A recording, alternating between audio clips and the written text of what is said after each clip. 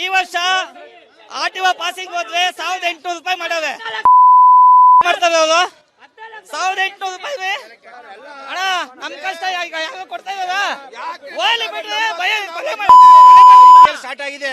ಶಾಸಕರೆಲ್ಲ ಹೆಡ್ತಿ ಮಕ್ಕಳಿಗೆಲ್ಲ 5 ಟಿಕೆಟ್ ಬೇಕು ಅಂತ ಕೇಳಕ್ಕಾಗುತ್ತೆ ಸಾಧನೆ ಕೂತ್ಕೊಂಡು. ಆಟಗಾರಗಳ ಪರಿಸ್ಥಿತಿ ಏನಾಗಿದೆ ಬೆಂಗಳೂರಲ್ಲಿ ಅದು ಜ್ಞಾನ ಬೇಡ ಯಾರಿಗಿವೆ ಅದ್ರ ಬಗ್ಗೆ ಗಮನ ಹರಿಸಬಾರ್ದು. ಅವರೆಲ್ಲವ ಏನ್ ಮಾಡ್ತಾ ಇದಾರೆ ರಾಜಕಾರಣಿಗಳೆಲ್ಲ ಏನು ಕೋಟ್ ಹಾಕಿ ಇಲ್ಸಿರೋದು ಎಲ್ಲರೂ ಬಡ್ರ ಕಷ್ಟ ನೀಗಿಸಕ್ಕೆ ಇವ್ರು ಬಡ್ರ ಕಷ್ಟ ನೀಗಿಸ್ತಾ ಇಲ್ಲ ಇವರು. ಅವ್ರಿಗೆ ಬೇಕಾ 5 ಟಿಕೆಟ್ ಬೇಕಂತೆ, ವರ್ಲ್ಡ್ ಮ್ಯಾಚ್ ನಡೆದಾಗ 2 ಟಿಕೆಟ್ ಬೇಕಂತೆ. ಇದೇ ಜೀವನ ಇವ್ರದು. ಈ ತರ ಭಿಕ್ಷೆ ಬೇಡಬೇಕ ಇವ್ರೆಲ್ಲವ. ಒಂದ್ ಕಡೆಯಲ್ಲಿ ಆಟೋ ಚಾಲಕರಿಗೆ ಸಾರಿಗೆ ಇಲಾಖೆ ಆಗಿರ್ಬೋದು ಸರ್ಕಾರ ದಬ್ಬಾಳಿಕೆ ಮಾಡ್ತಾ ಇದೆ ಸಾರಿಗೆ ಇಲಾಖೆ ಸತ್ತೋಗಿ 10 ವರ್ಷ ಆಯ್ತು. ರಾಪಿಡ್ ಬೈಕ್ ಯಾವತ್ತ ಕಾಲಿಡ್ತು ಬೆಂಗಳೂರಿಗೆ ಯಾವತ್ತೇ ಸತ್ತೋಗಿದೆ.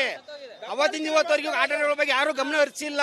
ಅವ್ರ ಸರದಿ ಇಲ್ಲ ಬಿಡಿ. ಅವ್ರು ಯಾಕೆಂದ್ರೆ ಕೇಳಿ ಅವ್ರಿಗೆಲ್ಲ ಮಣಿ ಬೇಕು. ದುಡ್ಡು ನಮ್ಮ ಹತ್ರ ಇಲ್ಲ ಸರ್. ನಾವು ದಿನನಿತ್ಯ ದುಡ್ದು ಬದುಕೋರು. ದುಡ್ಡು ಕೊಡಿದ್ರೆ ನಾವೆಲ್ಲಿಂದ ಕೊಡಕ್ಕಾಗುತ್ತೆ ಸರ್? ಅದ್ರ ಬಗ್ಗೆ ದಯವಿಟ್ಟು ಹೇಳೋದು ಸರ್ಕಾರಕ್ಕೆ ಇಷ್ಟೇ, ಸರ್ಕಾರ ಗಮನ ಹರಿಸಬೇಕು ಈ ಕಡೆಗೆ. ಸಿದ್ದರಾಮಯ್ಯ ಕಣ್ಣು ತೆರಿಬೇಕಾಗಿದೆ ದಯವಿಟ್ಟು. ಯಾಕೆಂದ್ರೆ ಕೇಳಿ ಅವ್ರದ್ದು ಲಾಸ್ಟ್ ಅವಧಿ, ಅವ್ರು ಹೇಳ್ಕೊಂಡ್ರೆ ಲಾಸ್ಟ್ ಅವಧಿ ಅಂತವ. ಒಂಚೂರು ಬಡ್ರ ಬಗ್ಗೆ ಗಮನ ಹರಿಸಕ್ಕೆ ದಯವಿಟ್ಟು ಗಮನ ಕೊಡಿ. ಇದನ್ನ ದಯವಿಟ್ಟು ಕೇಳ್ಕೇಳಿ ಮನವನ್ನ ಕಳವಿ ಮಾಡ್ತಾ ಇದೀವಿ ಆಟಗಾರಗಳೆಲ್ಲ ಸೇರಿ. ಯಾಕೆಂದ್ರೆ ಕೇಳಿ ಇವತ್ತೇನು ನಮ್ಮ ಪರಿಸ್ಥಿತಿ ಏನಾಗಿದೆ ಅಂದ್ರೆ 100 ರೂಪಾಯಿ ಗ್ಯಾಸ್ 1 ಲೀಟ್ರಲ್ಲಿ ಏನು ಮಾಡಕ್ಕಾಯ್ತಲ್ಲ ಜೀವನ ಏನು ಮಾಡಕ್ಕಾಯ್ತಲ್ಲ ನಮ್ಮ ಕೈಲಿ. ದಯವಿಟ್ಟು ಅರ್ಥ ಮಾಡ್ಕೊಳ್ಳಿ.